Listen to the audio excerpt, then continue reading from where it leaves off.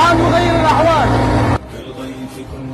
متخيلين إنه الطائرات اللي كانت تقصفنا وتقتلنا صارت تطلع اليوم حتى تتفقد أوضاعنا وتنقذنا. قامت قوات الجوية السورية بجولة تفقدية على سرير نهر الفرات والمناطق المتضررة تحسبا لأي أمر طارئ. تمشي بخطوات تسير خلفها جيدا إلى مجد سما نحو الفلك. اسلك طريق المصطفى ما خاب من نبذ الهوى وطريق أحمد قد سلك. تمشي بخطوات تسير خلفها جيلا إلى مجد سما نحو الفلك.